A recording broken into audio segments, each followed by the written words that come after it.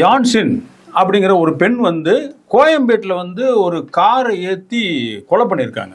இந்த சம்பவம் நடந்த இடத்துக்கு போயிடுவோம். இந்த சம்பவம் நடந்தது வந்து 30ஆம் தேதி சனிக்கிழமை இரவு, நள்ளிரவு. 31ஆம் தேதி அதிகாலை, ஞாயிற்றுக்கிழமை அதிகாலை. இந்த பெண் எங்கிருந்து வராங்க அப்படின்னு பார்த்தா, விழுப்புரம் மாவட்டத்தில் இருக்க அனிச்சங்குப்பம்னு ஒரு ஊர் இருக்கு. அனிச்சங்குப்பம். அந்த அனிச்சங்குப்பத்துல தான் இருக்கு இலங்கை தமிழர் மறுவாழ்வு முகாம்னு. அங்க இருக்கிற நவிலீஸ்வரன்றாங்க, நகுலேஸ்வரன்றாங்க. இந்த 2 பேர்ல ஏதாவது ஒரு பேர்.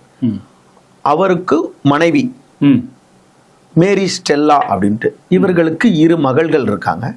இதுல 2வது மகள் தான் வந்து இந்த யான்சின்றது பெண்மணி. இந்த பெண்ணுக்கு வந்து 18 வயசு அப்படின்றாங்க. 18 வயசு நிரம்பிடுச்சா, 18 வயசு இன்னும் முடியலையா அப்படின்றது தெரியல. 18 வயசு பெண்ணு. 12ஆம் வகுப்பு படிச்சு முடிச்சுட்டு இப்ப காலேஜுக்கு சேர்றதுக்காக காரைக்குடியில ஒரு கல்லூரியில சேர்றதுக்காக விண்ணப்பிச்சு இருக்காங்க. இந்த பெண்ணுக்கு வந்து அதிகமா வந்து இந்த இன்ஸ்டால வந்து ரொம்ப போஸ்ட் போடுறது, இன்ஸ்டால போட்டோ போடுறது இப்படின்றது இந்த பொண்ணுக்கு ஒரு கொஞ்சம் அளவுக்கு அதிகமான ஒரு மோகமாவே இருந்திருக்கு இந்த பெண்ணுக்கு. இது வந்து அவங்க தாயார் சொல்லி தான் நமக்கு தெரியுது. அந்த பெண் வந்து ரொம்ப பார்க்கறதுக்கு லட்சணமா இருக்க பொண்ணு, ஒரு 18 வயசு பொண்ணுன்னும் போது இன்ஸ்டால போடும்போது ஃபாலோயர்ஸ் வந்து இன்ஸ்டால நிறைய வராங்க. இன்னைக்கு ஆட்சியே இன்ஸ்டால பிடிச்சிட்டாங்கன்னு சொல்லிட்டு இருக்காங்க.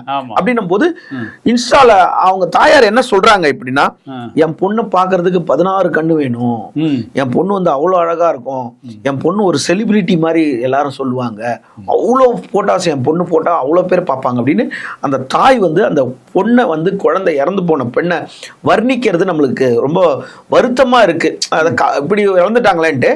ஆனா இது அவங்களோட அறியாமையை காட்டுது. அந்த இன்ஸ்டா வந்து அந்த பொண்ணுக்கு ஆபத்தா ஆயிடுச்சு. இதுதான் கரு.